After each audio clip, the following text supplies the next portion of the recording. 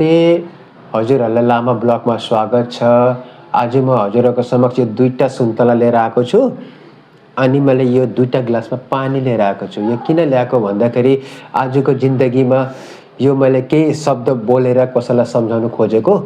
यो के छ भन्दाखेरि आजको लाइफमा आमा बुवाहरूले छोराछोरीलाई भन्छ नि कि कुसङ्गतमा नलाग्नु, यो एउटा पार्ट है।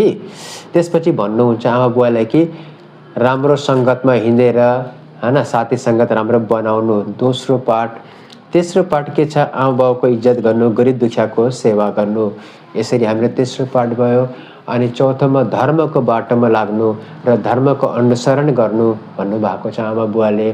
अनि लास्टमा भन्नुहुन्छ कि कुसङ्गत कुलत, लत पनि छ नराम्रो है, लतलाई पनि हामीले नराम्रो खानेकुरा नखाने।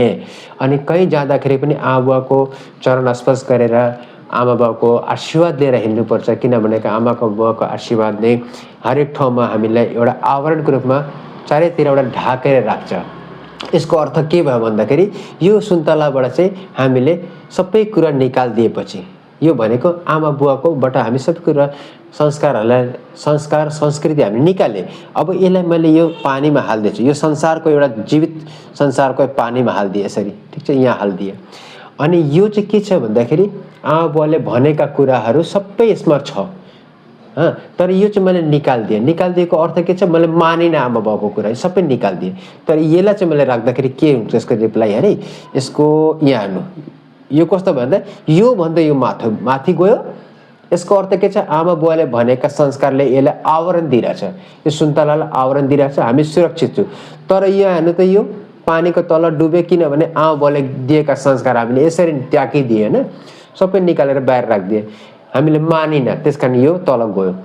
यो आमा बाउसँग भएको संस्कारले गर्दा यो माथि छ। ल हवस्, आजको लागि यति। यो न्यू जेनेरेसनलाई हामीले यो शिक्षा दिएको, यो बुद्धको एउटा धम्मको पदमा एउटा आचरणको विषयमा दिएको 2 शब्दलाई मैले हजुरहरूको समक्षमा पेश गरेको छु। कस्तो लाग्यो? धन्यवाद।